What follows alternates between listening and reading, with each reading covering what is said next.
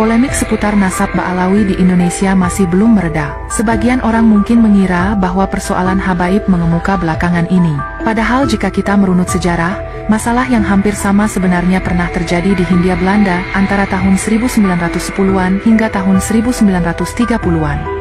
Riwayatnya bermula ketika pada 17 Juli 1905, di Batavia berdiri organisasi Al-Jamiyat Al-Khairiyah yang lebih dikenal dengan Jamiatul Khair. Organisasi ini dibentuk untuk mewadahi orang Arab atau keturunan Arab yang ada di Hindia Belanda. Di antara tokoh populernya bernama Ahmad Surkati. Ahmad Surkati merupakan seorang ulama yang berasal dari Sudan, yang baru bergabung ke Jamiatul Khair pada Oktober tahun 1911. Belum lama bergabung, keberadaan Ahmad Surkati menimbulkan fraksi di internal Jamiatul Khair. Sebagai seorang cendekiawan muslim yang terpengaruh oleh gagasan reformis Muhammad Abduh, ia memiliki ide-ide tentang kesetaraan umat Islam. Dalam sebuah pertemuan anggota Jamiatul Khair di Solo pada tahun 1913, Ahmad Surkati berfatwa bahwa Islam memperjuangkan persamaan dan tidak mengakui kedudukan yang mendiskriminasikan berbagai kalangan hanya karena darah keturunan, harta, atau pangkat. Fatwa ini rupanya ditentang oleh orang-orang Arab dari kalangan habaib. Ide-ide Ahmad Surkati dianggap dapat menjadi ancaman bagi mereka, kaum Alawiyin yang kedudukannya lebih tinggi dibanding golongan lain dalam masyarakat Islam di Hindia Belanda, khususnya di Pulau Jawa. Penting diketahui, pada masa Hindia Belanda, berdasarkan Undang-Undang tahun 1854, pemerintah kolonial membagi masyarakat menjadi 3 kelas secara hierarkis dan diskriminatif. Orang Eropa disebut sebagai Europeanen, orang Timur asing disebut sebagai Fremde Oosterlingen, dan pribumi disebut sebagai Inlander.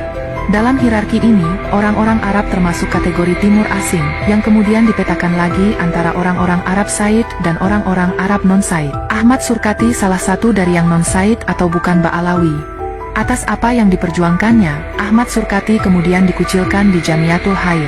Hingga akhirnya, pada 6 September 1914, ia mendirikan organisasi baru bernama Jamiat Al-Islam Wal Irsyad Al-Arabia atau disingkat Al-Irsyad, yang baru 1 tahun kemudian, tepatnya pada tanggal 11 Agustus 1915, mendapat legalitas dari pemerintah.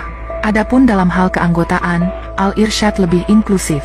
Baik Arab maupun non-Arab, termasuk orang pribumi, boleh bergabung di dalamnya. Kecuali, kelompok habaib tidak diterima di organisasi ini.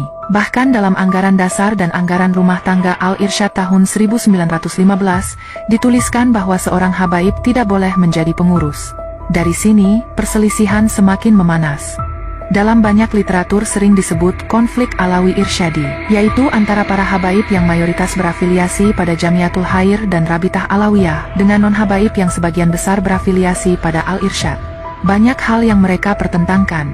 Persoalan takbil, misalnya. Takbil adalah tradisi yang berisi keharusan bagi non-habaib untuk mencium tangan para habaib. Al-Irsyad menuntut ini dihapuskan, sedangkan Jamiatul Khair bersikeras ingin mempertahankannya. Termasuk soal pernikahan. Jamiatul Khair melarang pernikahan seorang syarifah atau habibah dengan orang non-habaib. Sedangkan Ahmad Surkati, dalam Fatwa Solo 1913 membolehkan pernikahan seorang perempuan keturunan habaib dengan non-habaib.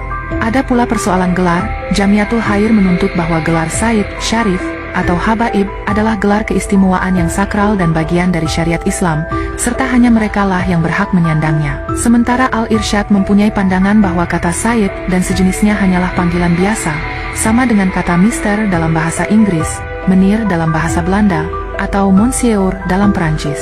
Lebih ekstrim dari itu, Al-Irsyad juga berpendapat bahwa semua keturunan Hasan dan Husain tidak dapat disebut sebagai keturunan Nabi Muhammad, mengingat kebiasaan bangsa Arab sebagai penganut sistem patrilineal. Ditambah lagi, kalaupun benar mereka bisa disebut keturunan Nabi Muhammad, bagi Al-Irsyad tidak ada satupun aturan dalam Islam yang memberikan kedudukan istimewa kepada para keturunan Nabi Muhammad tersebut. Dalam sebuah tulisan berjudul Titel Said Jadi Urusan 1932, Al-Irsyad mengkritik perlakuan para Said terhadap masyarakat pribumi. Cobalah dengarkan di kampung-kampung, bagaimana anak-anak Ba'alawi itu yang masih kecil-kecil sudah pandai membesarkan diri kepada orang-orang kampung. Coba dengarkan bagaimana mereka dalam bermain-main dengan anak orang kampung menceritakan kesaktian mereka sebagai cucu Nabi, dan mengancam akan membacakan kulhu, sebab kalau dibacakan kulhu oleh cucu Nabi, orang akan menjadi pohon kelapa atau binatang atau apa saja yang diminta oleh cucu Nabi itu. Cobalah perhatikan, bagaimana di kampung-kampung anak-anak Tuan Said yang dianggap orang keramat atau setengah keramat, pergi meminta uang kepada orang-orang kampung itu yang hidup miskin dan sengsara. Mereka tidak berani menampik permintaan Tuan Said atau Tuan Saripah itu karena takut ketulahan, takut durhaka kepada cucu Nabi itu. Lagi pula ada kepercayaan kalau memberi kepada orang keramat ada berkatnya, nanti dapat untung berlipat ganda dari pemberian itu. Sementara itu, dari pihak Jamiatul Khair menyarankan kepada pemerintah kolonial untuk mengambil tindakan terhadap orang-orang Al-Irsyad yang mereka tuduh sebagai penganut komunisme dan pengikut Bolshevik. Para Said yang pada saat itu memiliki jaringan luas dari Hindia Belanda, Singapura, India, hingga Timur Tengah, Hadramaut, menggunakan koneksi ini untuk menghambat pergerakan anggota Al-Irsyad. Seorang tokoh pergerakan nasional asal Minangkabau, Haji Agus Salim, turut berkomentar terkait polemik ini, seraya membela Al-Irsyad. Dalam harian Mustika, diterbitkan oleh Percetakan Muslim Indonesia, di bawah pimpinan redaksi Haji Agus Salim, edisi 17 Juli 1931. Haji Agus Salim berpendapat bahwa perselisihan antara Al-Irsyad dengan Ba'alawi adalah boleh diumpamakan sebagai peperangan antara aristokrasi dan demokrasi.